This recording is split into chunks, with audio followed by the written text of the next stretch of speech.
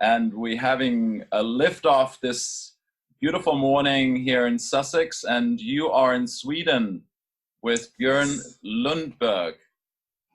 Which part of Sweden are you right now? Southern part, Southern all the way part, down, right? close to Denmark. I hope the sun's shining there. I'm absolutely flabbergasted and delighted to welcome you today on the Healing Matrix Online, Björn. It's such a pleasure. It's an honor. It's a privilege to be in your presence. And when we first met not that long ago, it felt like meeting a brother in spirit, a kindred spirit. And we really would like to share on this platform this amazing potential that we as human beings have. And I was very intrigued, particularly about your open mind and heart to really explore the future, because as we talked about in our earlier conversations, we can get stuck in the past. We have all these stories. That's our identity. That's our security. Our mind wants to stay there. But you have this amazing power, it seems, to really be present, be there with the people, in yourself, with the presence of whatever we want to call it in the higher world, in the invisible world, the spiritual world, whatever people have as a terminology for that, universal wisdom, universal intelligence.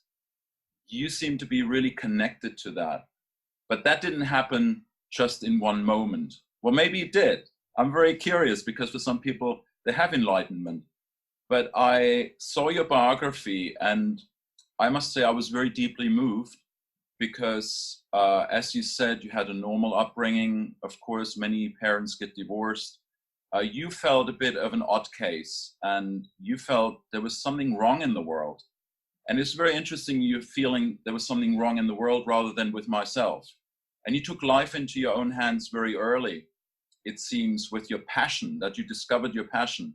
And that was in discovering all these different martial arts and bodybuilding, or you can call it also body sculpting, because there's a whole nother way of working with the body in that way, and found fulfillment, finished school very early at 16 years of age, and had then this awakening at 22 years of age, after having already had a career and self-taught yourself all these interesting subjects like marketing and business and so on. You had worked already in television in Sweden very successfully, but you had an awakening. And I would like to ask you specifically about that, because it was around 22, you said. How was that for you? Because we come from, as I believe, from another world, and bring things into this body, which is only a temporary gift we have, just like this life here on earth. But what was it that brought about this awakening in you? What were the questions? What were the challenges that you faced at the time?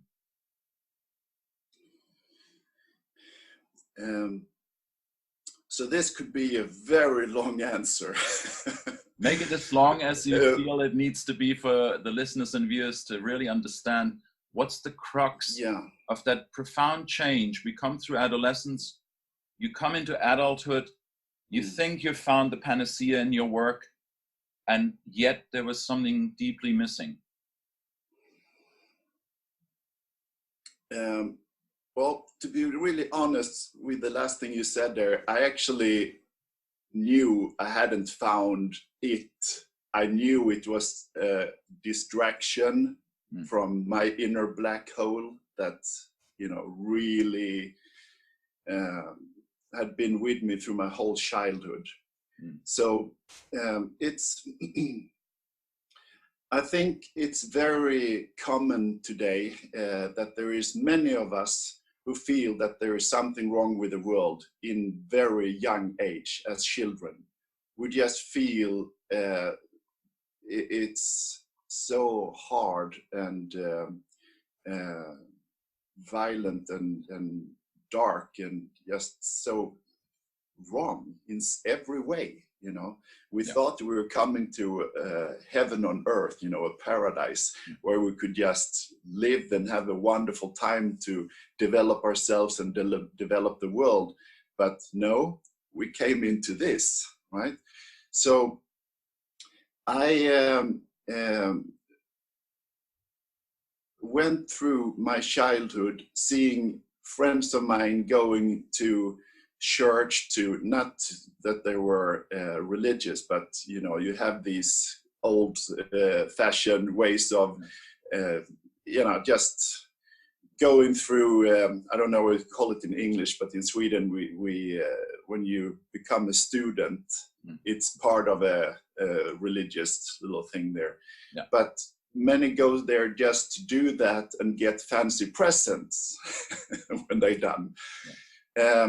I felt very uncomfortable with the Christian church, but I wanted to understand the essence of it, that they were actually searching to find a direct connection with God. And, you know, the understanding when you're a child that it's only the religions who have the direct contact with God, and you have to go there if you want to have that contact. Well, that's the unfortunate part of institutionalized religion, isn't it? That you have to go through the priest. He holds the spirit connection for us as the sole members of a big community. Mm. But so that we're looking deeper, it sounds like, when you talk about the essence, the truth, what was really there? Well, that old program simply didn't resonate with me. Yeah. So I wanted to find other ways, or another way. I had no one to talk to. Sweden at that time was very spiritual poor. So I had no one to talk to, and I actually came to a point after being successful in my private life that I was so done with this normal world that we're born into. So I actually made 2 suicide attempts. Right. Or actually, I should say more correct, that I jeopardized my life in order to get direct connection with God. In the middle of the night, driving in wintertime in Sweden, 200 k's per hour, and then having the car to spin on the icy road. Totally crashed. And before I did, I screamed out that, God, if you exist, please, I want to have a direct contact with you. Please let me know why I'm here and what I'm supposed to do. What is my purpose? What is my mission? Because I'm done with this lower level of life. It's not for me. I want something much, much more. And then I crashed, and I didn't get any direct connection. Nothing happened. And then a year later, you had your life still.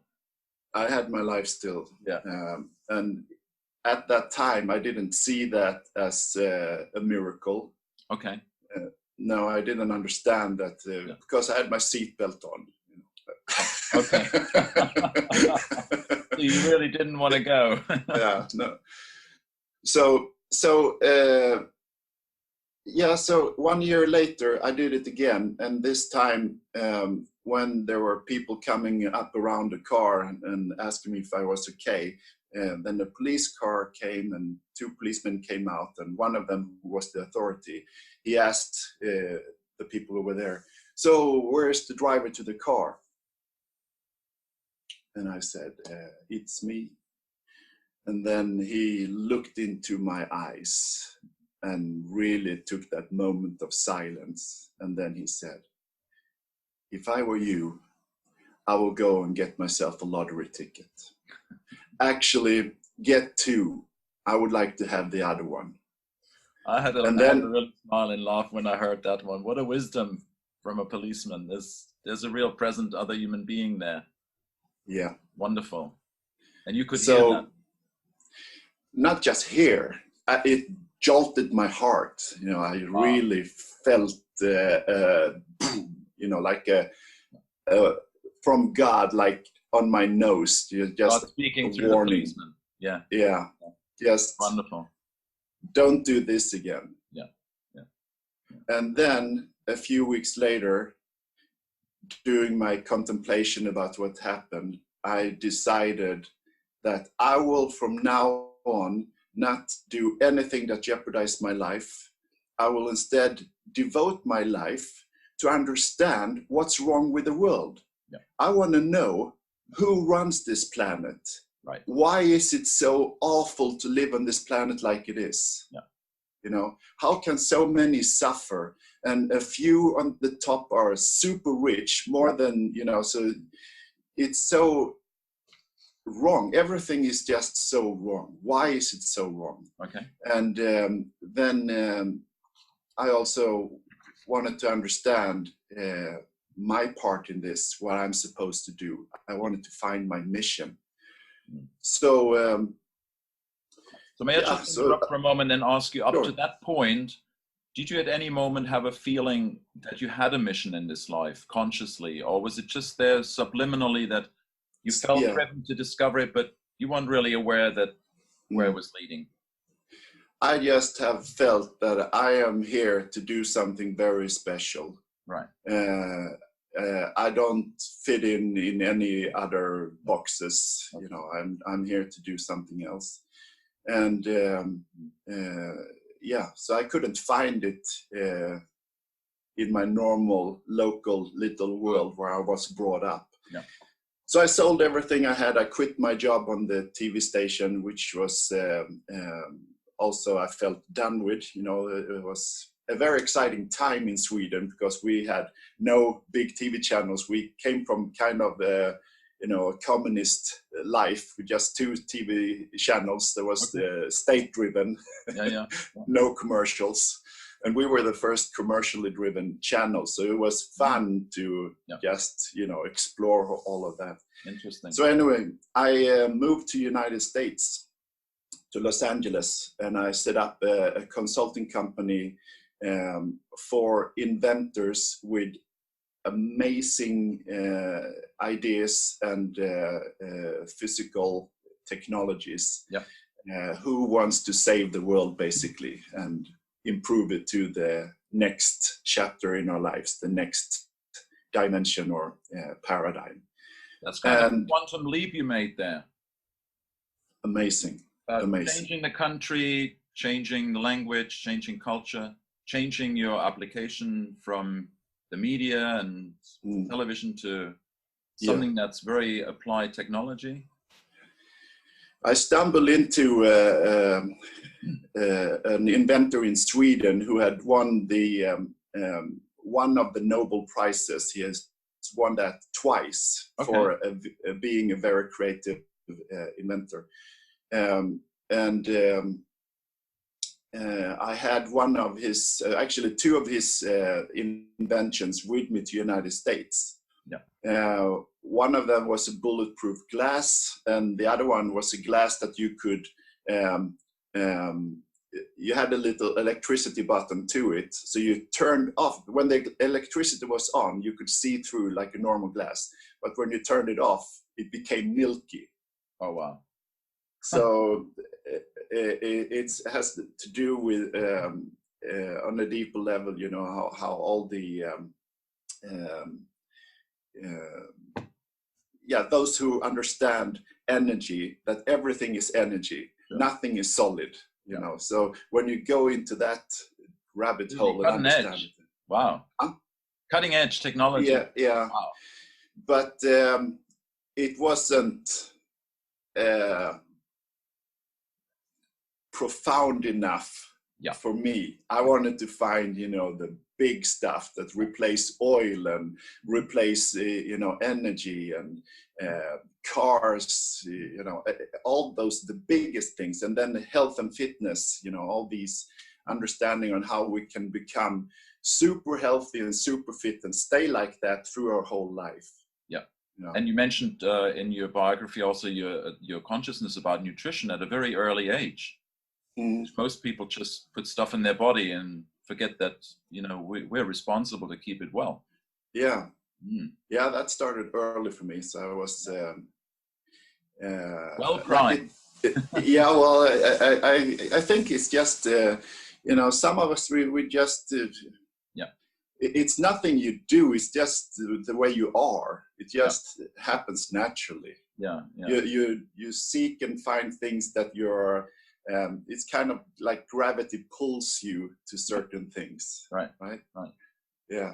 And so in California, you didn't go to any place. You went to Los Angeles and you went to Venice Beach, and you also had this amazing drive already back in Sweden to sculpt your body. And then you took that to another level out in Gold's Gym, where my favorite bodybuilder, Arnie Schwartzy, has worked out. Yes. Did you actually meet him there?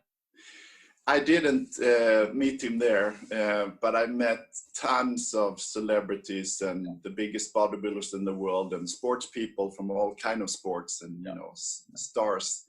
So there was a fantastic atmosphere, you know, the most amazing atmosphere to get results, basically. You know, because you get sucked into that environment and that atmosphere. That helps you a lot, you know, to develop yourself. Wonderful. So that was at the same time you were working also with these innovative companies with your own consultancy. Yep. And so how did that develop? What came out of all that work in Los Angeles? What did you learn from that? After a few years, and now this is kind of hard for most people to understand, but the world we see today, the cutting edge of the world today, is way, way, way behind the cutting edge that exists. Yeah. Because the cutting edge that exists that I found back then has still not happened yet. Yeah. So there is a lead time for all major discoveries, all major technologies, before they are tested and decided if they you know, should go to market or not. Absolutely, yeah. And the power structure that are now running the planet, they keep all of those locked in you know, bunker, a warehouse deep underground for nobody to see and take part of.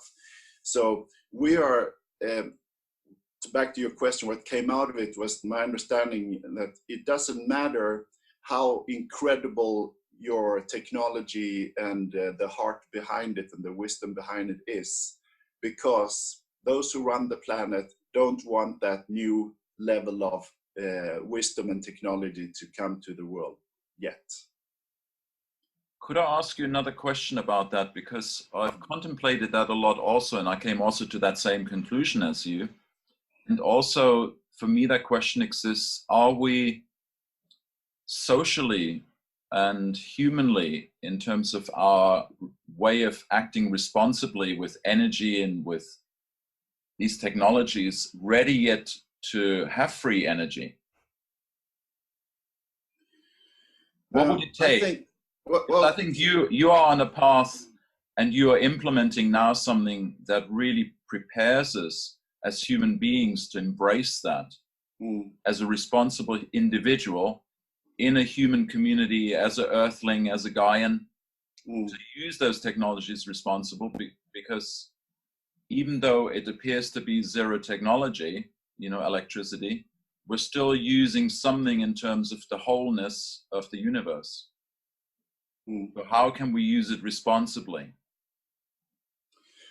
And so we're kind of between this, well, we're not allowed to use it on the one hand and discover ourselves, because we need to become whole first, maybe, to tap into the wholeness of zero energy and all that. Elaborate on sure. that, maybe in your own thoughts. Well, the first question, if we're ready for it, is both yes and no. Right. So the yes is that if you take the whole humanity, all our, you know, 8-9 billion souls, there is, you know, a percentage that have been waiting for this for a long time, and they're super ready, right? And then you have a middle group who are kind of almost ready, right?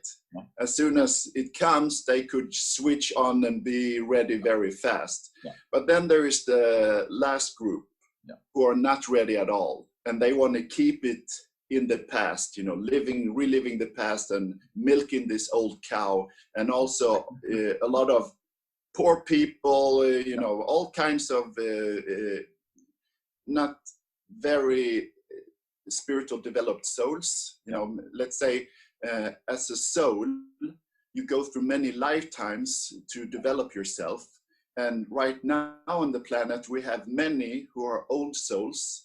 And we also have the middle who are just halfway through their journey. And then we have many who are young souls. They're here for the first time, you know. So it's hard to just say one answer for the whole of humanity.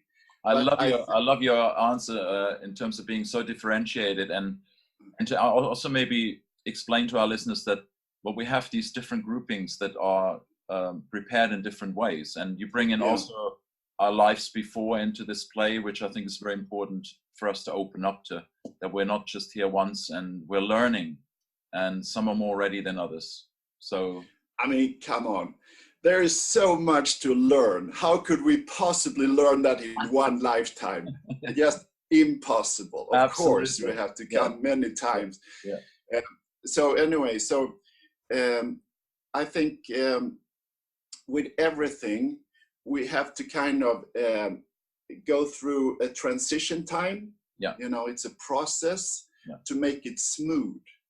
Because you can't just cut the old system and get the new in you know 1 week. It's not going to happen. So you have to do it in a nice way so it becomes smooth, you know, to integrate it and educate people and so forth.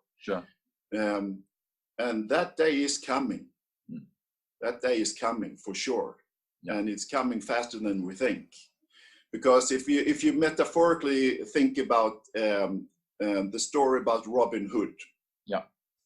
Right now, we see Prince Johns on many leadership roles all around the world. And King Richard is coming very soon, you know. So we will have real good leaders again on this planet. And then everything else will fall into place. But it actually happened from the other way, that it's actually the people who are rising up, all people with good hearts, you know.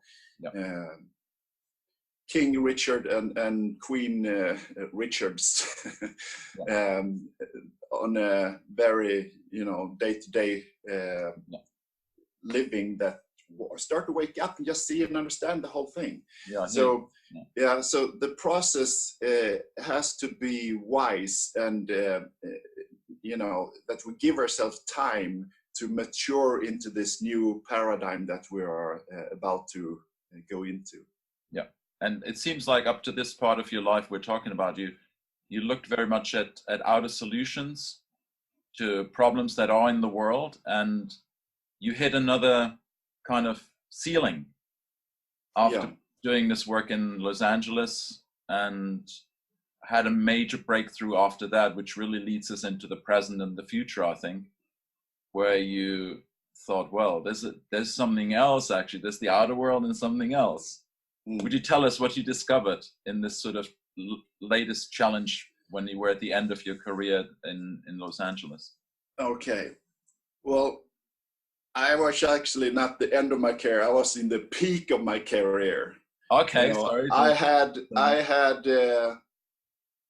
you can't count this in money today, because this was technologies that will take over the world and just fly the whole humanity into the next dimension, you know, the next paradigm. And I was involved with the cream of the cream, with the companies and inventors who had many of those largest and best solutions. So by realizing all the billionaires that I met at that time, who came in and looked over what existed, and I brought in multimillionaires and multi-billionaires to invest in those things, but those were guys that I found on my journey. But the ones that came in, they came in like, you know, from Texas, being in oil and all those darker places. When I saw the power structure, I understood that they actually don't want these things to come out. Yeah. And I heard many stories of people who disappeared and, you know, got murdered and all of those things that you have heard it all the way back to Tesla and Edison, you know, 100 years ago. Yeah. So I had just understood that it doesn't matter if I do everything right, I get the best people involved, and we build a fantastic team, get the money in place, everything there. We are not going to make this happen because there are other forces who are blocking this to happen. Yeah. It's not going to happen. So when I finally came to that realization, and then I heard other business colleagues that are working on other things, you know, because you become like a small niche community with really incredible people. Yeah. And when you hear about all those who come before me and done exactly what I've done, but now are old or dead because they spent their whole life trying to make things like this happen. And you count all these people, and there are many, right? So we are many now that have been working for almost 100 years or 100 years plus to make this shift. But nobody succeeds because the power behind don't want them to succeed. Yeah. So that realization really it was so sad. You know, I was just so heartbroken. What could I do now? You know, now Really, there is nothing more. It sounds like I mean, it deflated you as who you were because you were so driven to bring this into the world. Must be. How can you go out and get the job after that? Yes. Yeah. You right? had your dream, whatever job it is. Yeah. Oh wow. Yeah. So, and then I've been working out so hard. Yeah. I was in my absolutely best shape in my life. Many people called me Arnold. Well, you do remind me looked exactly like him, his stature, even at this point in your life. All right. Well, you know, I had, you know, the whole business look, being buffed and in super shape. Yeah. And then doing business on, you know, those high levels. Yeah. And when I met all those business people, these are people who actually Dalai Lama said something very funny about this, that most people, they spend most of their life chasing fame and fortune, right? Yeah. And then and not caring about their health during the process. Yeah. Then they spend the last days of their life taking all that money to take care of their health. Those are the people I met during that time. Okay. And I was, you know, I worked with anti-aging and those things as well. So I was, you know, peaked in my health and fitness. Yeah. So, however, I wasn't in tune with myself in my body. So I overdid it. And I had overdone it for so many years. So I had so much pain in my body. And I was brought up with one of those old Arnold golden rules. Yes. No pain, no gain, you know, and programs like that. So when you have those programs and you work out like, wow, you know, you step over those limits when the body tells you, oh, stop, you're going to hurt me.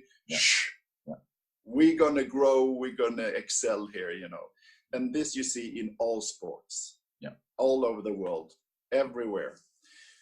So it's let's say the young driver inside of us, the young captain of the body, who has not evolved yet, you know, to be in tune with your body. Yeah. So I stopped that as well. Mm-hmm. And I went home to my small apartment and made my small apartment into my little ashram, my little cave of the spiritual development. Yeah. And I just decided to heal everything in my body, to now stop with all business. I just paused all my friendships. I actually let go of all my business contacts and just let everything go. I just gave up gave up. And see, and the old passion and drive to get the direct contact with God came on in full power. So that became now my new desire. That was, you know, the only thing that mattered. So a few months in there, I had developed a new routine that was so incredible for me, with a lot of healing modalities. I read a lot of fantastic books and listened to fantastic tapes from spiritual teachers. And then I did Kundalini yoga. Right.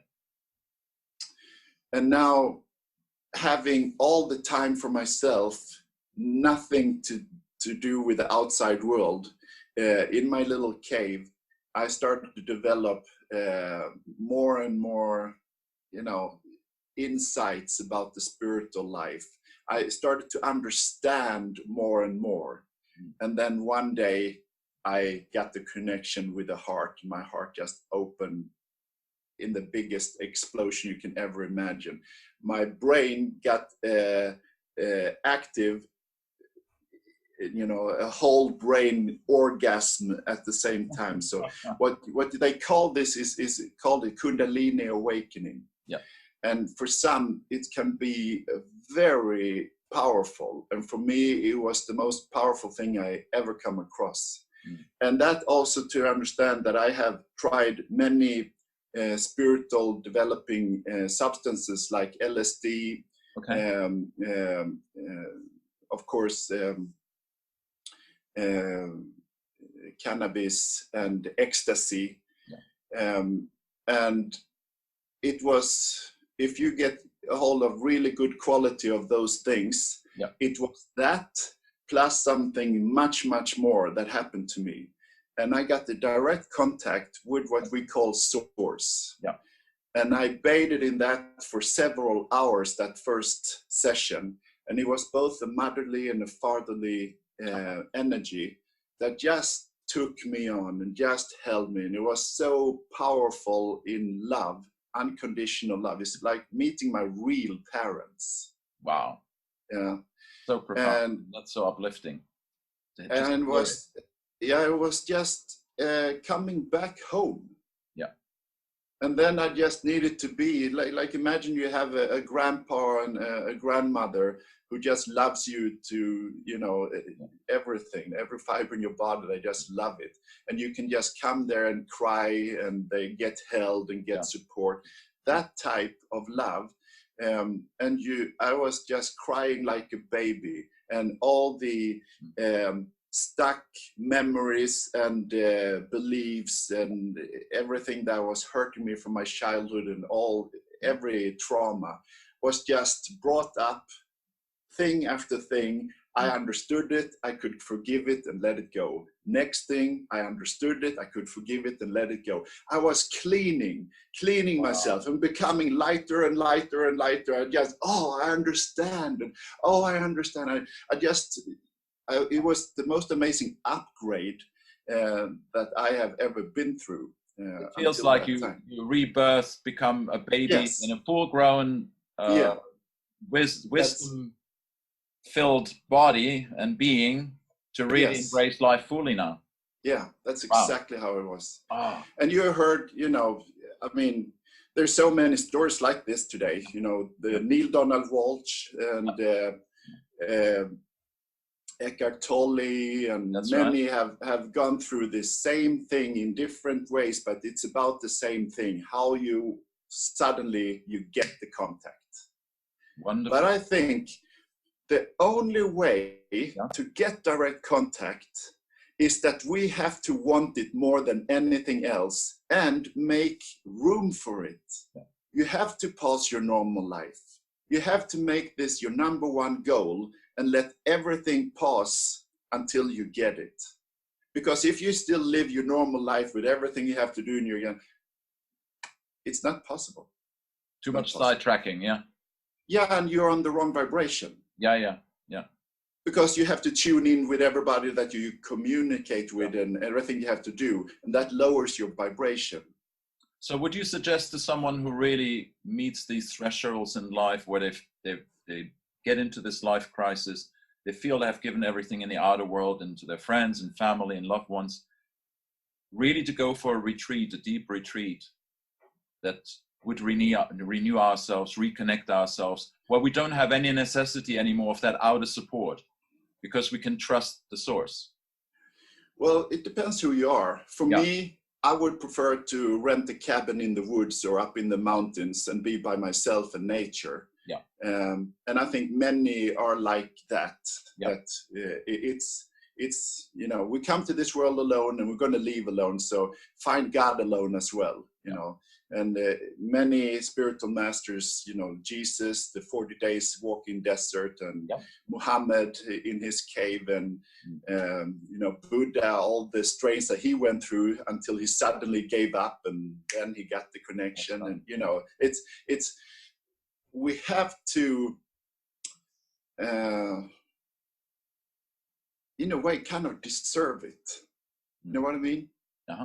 It's like the old masters who have their students come to the door and knock, and they get turned away until they really prove that they really want to. Yes.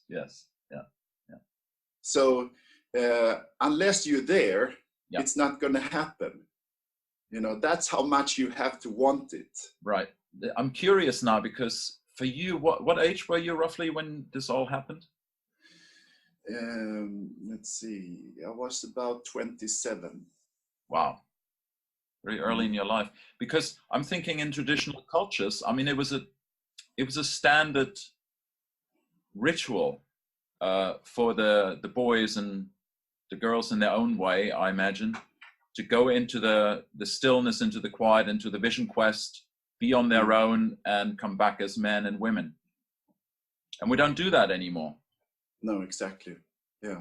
But in a way, you know, it looks like in your life also, at your cycling of the 7-year cycles, it's almost like we know now we're getting a new body every 7 years, fully replenished, new, but we're not renewing our soul and our spirit connection. Yeah. So almost need, I mean, some people talk about sabbaticals every 7 years. Take a year out. And as you say, maybe it's not for everybody, but it's really highly recommendable to do something that's totally different out of the comfort zone, isn't it? Yeah, absolutely. Yeah. To break your habits and, you know, start, you know, and to also to backtrack with the question you had. Yeah. For others, yes, retreats are the best thing. Yeah. You know, that some actually do it better with the small community of people who are on the same path, like-minded.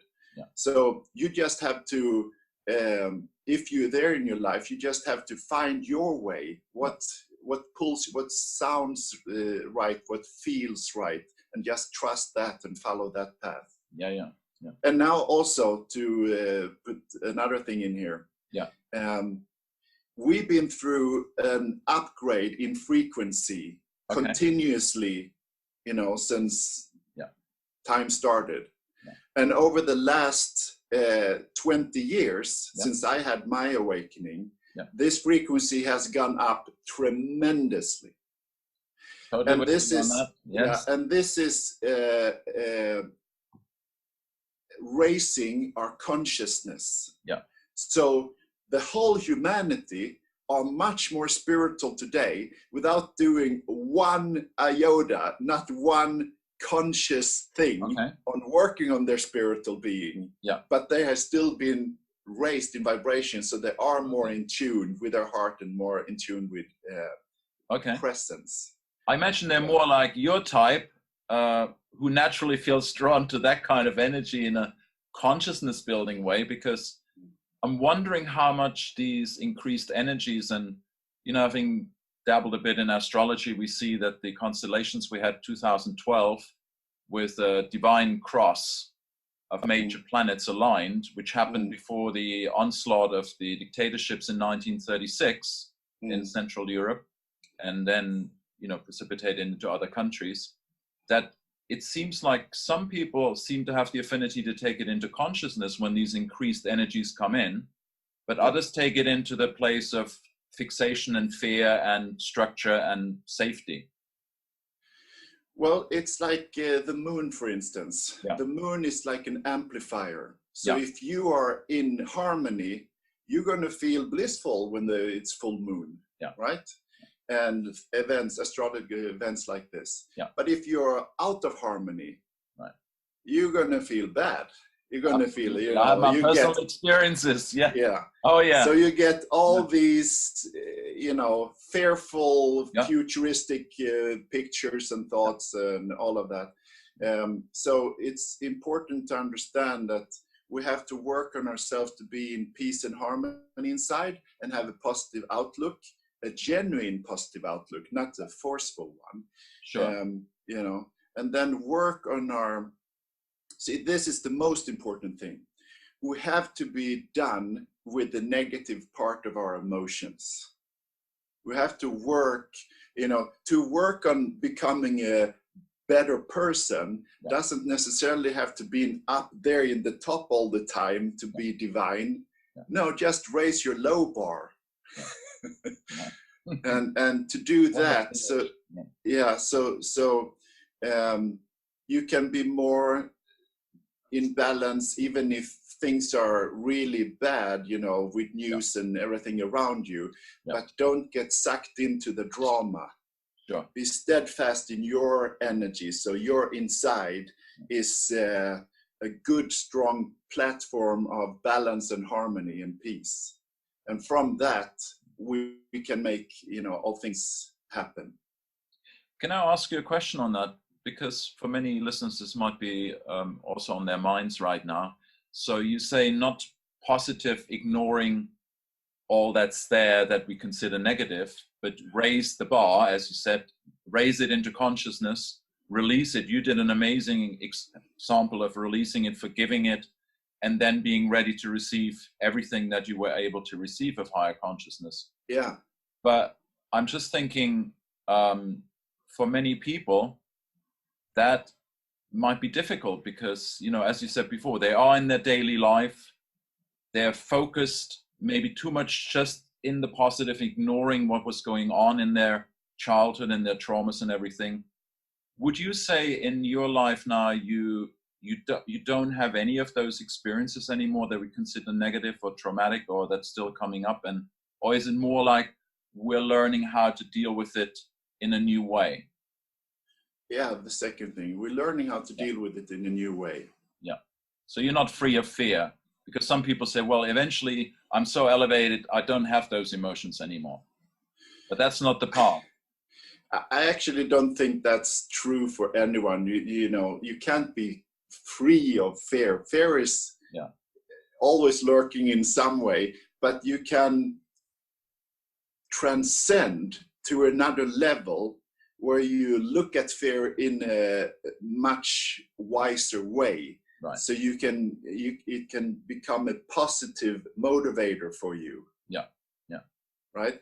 Let's say, for instance, half of the population get a kick out of going on a roller coaster ride. Yes. It actually extends life with a few days. Okay. And you get the high, that can last for a week or so, right? Yeah. The other half, they have the most terrible traumatic experience they can ever imagine. So they lower their vibration over the next week, and they shorten their lives with a few days. Interesting. Yeah. Right? Yeah. So it's all how we perceive things. Yes. We need to reprogram ourselves with all those things that are taking us down and help us take us up. As they say now, basically hormonally, you could measure someone who is with anxiety and who's with excitement. Hormonally, they have the same expression, but it's an interpretation of the state. Yes, exactly. Yeah, interesting. So you've worked a lot on that, and it sounds like, you reached you reached deep into yourself, but also very high. You also, I'm aware, developed ways of moving your body and working with your body that integrates possibly all those different aspects of, emotional, spiritual, because if we don't take care of our body, also in the nutrition side of things, would you tell us a little bit about that and what you're working with now and what you're kind of looking for to develop in the future with that in terms of schooling? Yeah, sure. So after my initiation, should say, to the source and becoming one with myself and one with my body and one with the source, I had a direct contact. So now I was on cloud 9, in a bubble of just me and the source presence that I communicated with through my thoughts. And then, where do thoughts come from? It's not our brain. No, thoughts come from we having our antenna up and we are open to take in messages, right? And the messages you take in when you're on that channel are divine. So I got divine communication for several months, actually lasted about a year. And I stayed in Los Angeles for that time.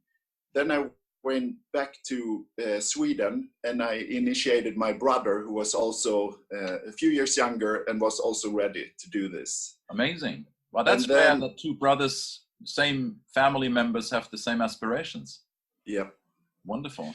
Yeah. And then, and that was almost 10 times as powerful as my first experience. Wow. Yeah, unbelievable. It is so, when the fields start to talk to you and you get messages, synchronicities and messages through the animal kingdom and the plant kingdom and visions in the sky, cloud formations and, musical. There was so many powerful communications going on. So you were amazing. So anyway, what we did, we went on a journey around the world to meet other masters, teachers, and healers who are working on to develop the body to our full potential. And I had so much pain and suffering in my body, so I really needed help. I couldn't do it alone. So I went through a massive learning curve of meeting kahunas in Hawaii and shamans along the road and magicians, spiritual magicians, and healers with just profound knowledge in every area, from crystals to deep shamanic healing work. So I was both working on the highs, being up as high as we can go in the higher dimensions of the healing work, and also all the way down in the deepest mystery of shamanistic work and how to be grounded, how important it is to be grounded and understand, that type of spirituality. So I went through many self-body and spiritual transformation courses for many years, and we traveled around and lived around the world for almost 10 years. It was actually me, my brother, and a girlfriend to me that I met at the spiritual center in Sweden before we left. So the three of us went out, and then we separated along the path. My brother went back to Sweden and started work here, and then we ended up going to set up a spiritual transformation center. But along the path, things changed, and it was more that we went through a spiritual transformation, an upgrade in understanding life. So it became a small clinic, a spiritual healing clinic in the end in Australia that I opened. Beautiful. And I had fantastic clients, everything from a big time lawyer with big firms there in Australia and Asia, who just came to me and who could as soon as he came in, he just took off his shoes and his jacket and lay on the couch and just, you know, because I understood the importance of having a relaxed environment that everybody can just feel home. So you can open up and feel safe and talk about your innermost secrets, you know. Then I came back to Sweden and did my best to, and along the way I started to heal my body more and more, but it was so many tricky things to get over. So it actually took to just recently, 20 years later, until I was, you could say, almost completely fixed, upgraded with all my old problems. They had to do all the unstacking of all the wrongly stacked bricks on a wobbly building, isn't it? Exactly. And also that we're so programmed in movements and how we force and use our power that we need to reprogram all of that. And that takes a long time because it's so much that we're unconscious of. Absolutely.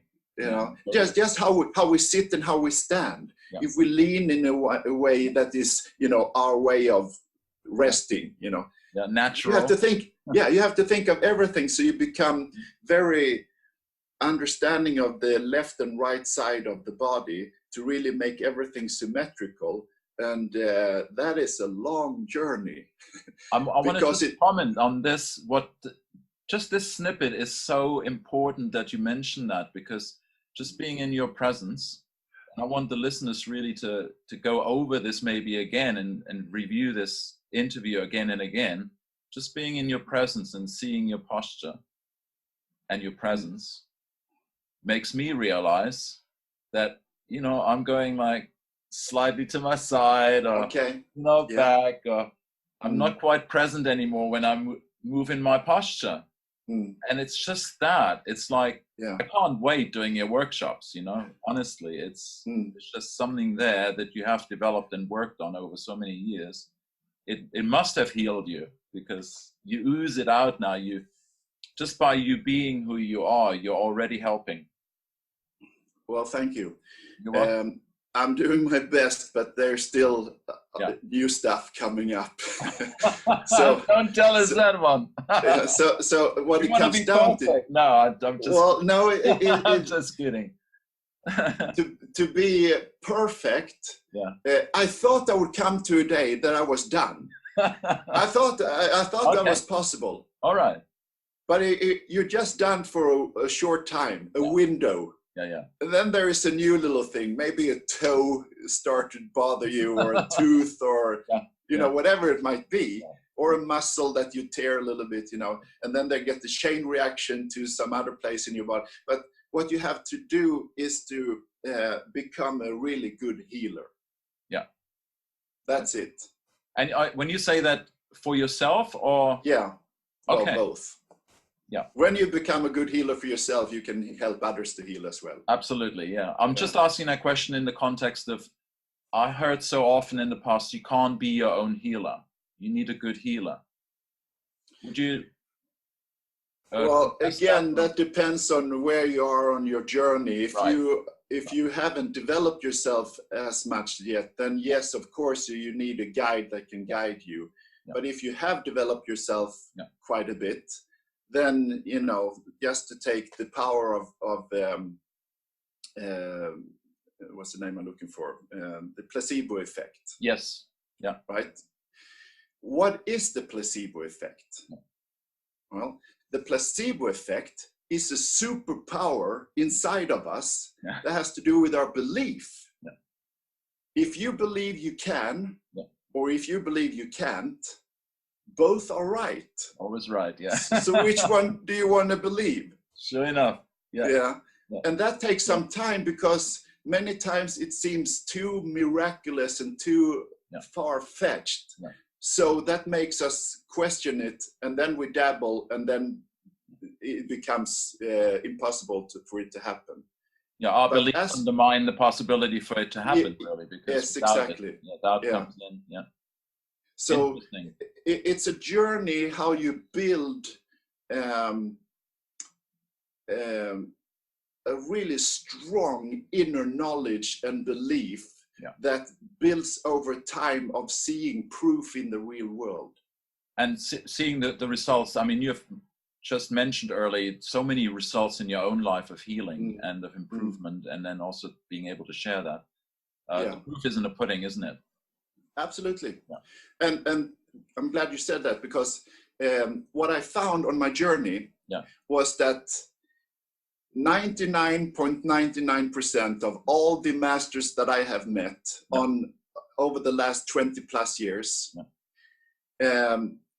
very few of them walk their talk and talk their walk. And that is not in a bad way. That is because they have such big hearts, so they take care on clients most of their time and have very little time to take care of themselves. I see. So it's a very common problem in our world today that very few of us has the time to develop ourselves and our own bodies to our full potential, because we have so many other things to take care of, and especially if you take care of other people. So that's an interesting point you mentioned there, because I think that's one of the main dilemmas, as you say, nowadays, that we're imbalanced really. And maybe again, it's just belief systems of guilt, of shame, of things that are underneath that we don't really want to give it to ourselves because we don't deserve it, kind of thing, rather than yes, we are, you know, we're born with that birthright to be well until the moment we leave this body again. Another good metaphor. Another good metaphor for this is, you know, if you go in an airplane and there is, you know, this crisis happening and the oxygen masks fall down. What is the number one rule?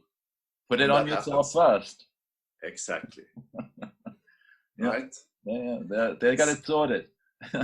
So in order for us to help others, first we need to help ourselves. And that is a tough one, because it's in our society today, it's the other way.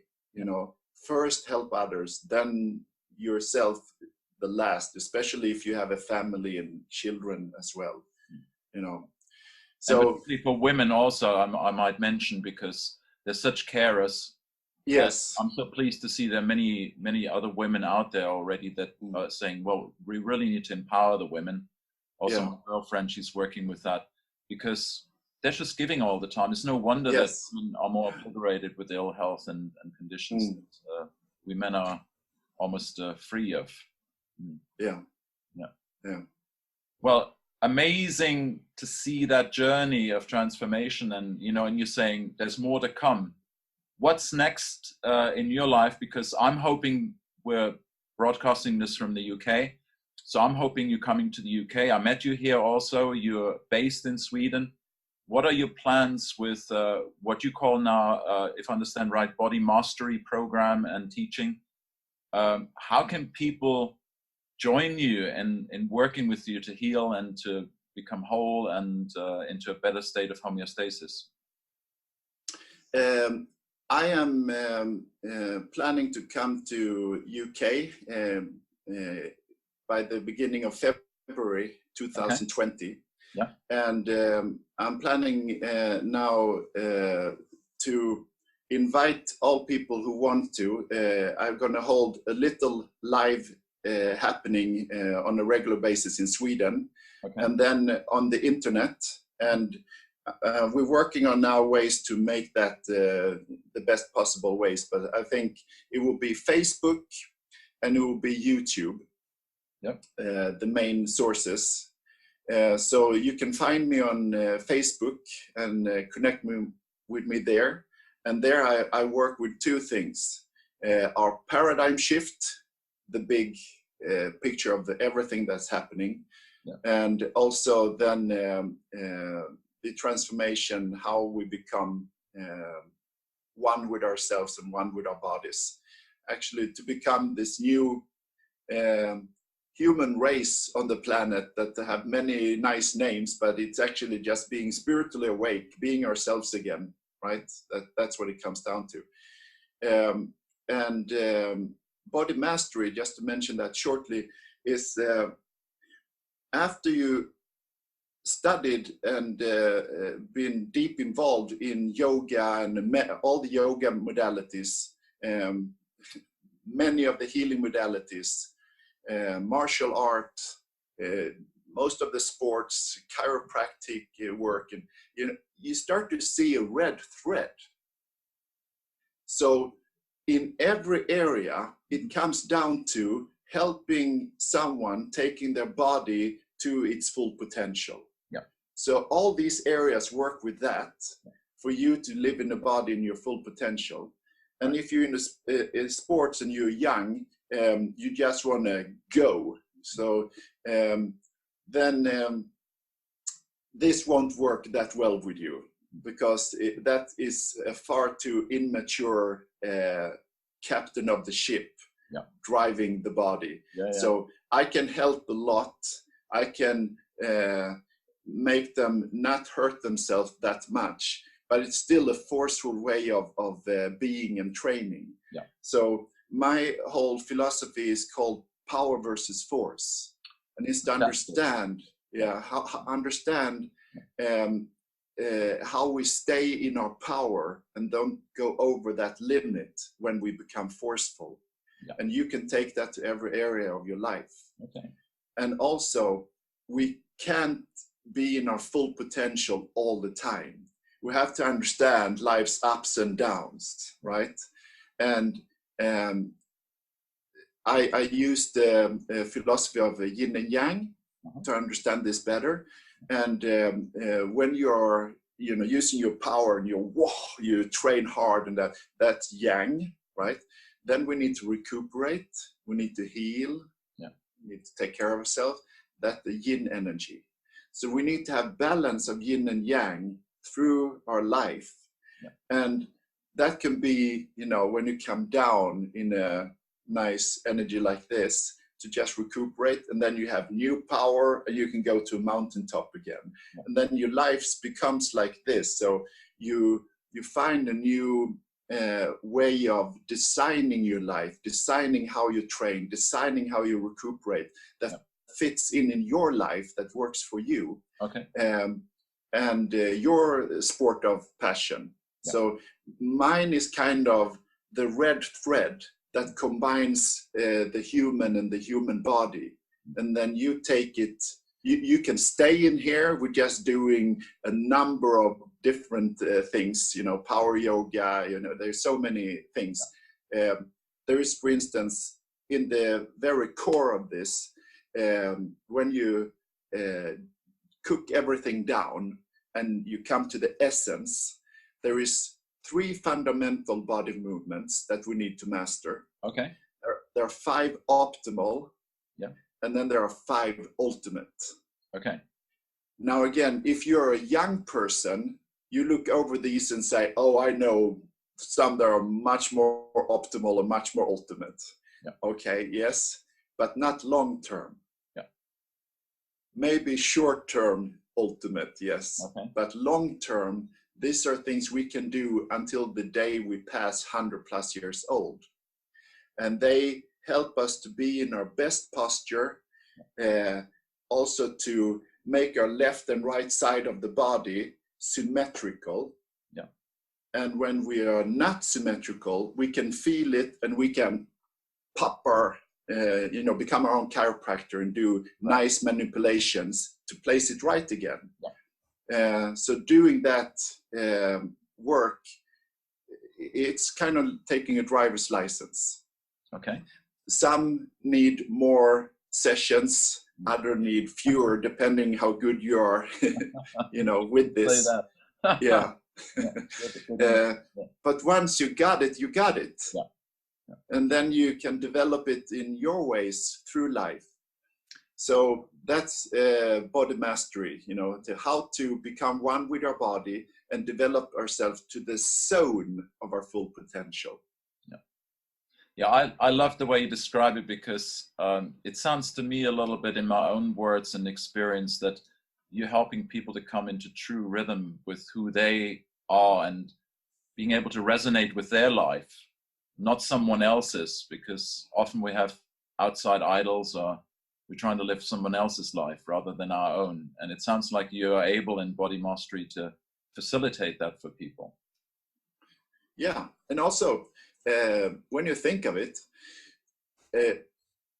I like to do things wholeheartedly. Fantastic. Right? Love it. If you cook a dinner, yeah, do it wholeheartedly. Yeah. You know? So I always aim to be above a 7, yeah, and then I aim to be a 10. Yeah. How it tastes, you know, how good Yeah. it is. Yeah. And the same with everything in life. If you have that as a game, to be in that zone between a 7 and a 10, you know, you go out and buy a new shirt. Yeah. Is the shirt that nice so it feels, you know, at least at the 7 on your body, Yeah. right? Yeah. It's small things like, but it's a game. And when you do that to your body, it's the same thing. Yeah. That come into that zone where you feel so good in your body, so Right. you're always there, right? And when you're not, you want to be there, and you learn how to fix it. Fantastic. So people will probably be waiting for you to come to England. We're going to get this podcast and interview out before long, and so you can know about this event happening. And I'm most delighted, you know, you having been able to put so much clarity on your path, on what you're sharing with others, and just totally inspired. Can't wait to talk to you more on this channel and have people come to the Healing Matrix online and see you again here, exploring the latest developments in your life, new insights, and also the latest workshops that they can attend to participate. Because really, as we said earlier, the proof is in the pudding. If you don't do it, it's not enough just to listen to the Healing Matrix online or the interviews. Come and join us and do it in real life. And I can't wait myself. So I'll see you all there, and blessings, lots of blessings on your path and in your life, Björn. It's been an absolute delight. I don't know if you have some last words to say to our listeners and viewers, please. Yeah, well, thank you for the same. Thank you for this time, and it's been a nice conversation. Yeah, the last thing I want to say is, you know, our body is our avatar. And we have not been informed of how amazing our bodies is, and how amazing the connection to spirit is. So when we get connection to spirit, and we start to take care of our body as it is our temple, it's a whole new life. The old life is just way, way gone. So this new life of how to be good at feeling good. Wow. It's a journey that is never ending. Yeah. And by you, if I could just say a short thing that I experienced myself, is the feeling we have of aging, we can reverse by taking away blockages in our body and open energy, and feeling you know, younger again, because you get some power in your body and it's flexible. It's amazing. It's amazing. Here. I can only bow my head to the wisdom and the amazing hope you're giving us to, you know, be young forever, in a sense, as children are, and to reclaim that power that we have within. Thank you so much, Björn. And thank you. bye to all of you, and see you in our next podcast soon.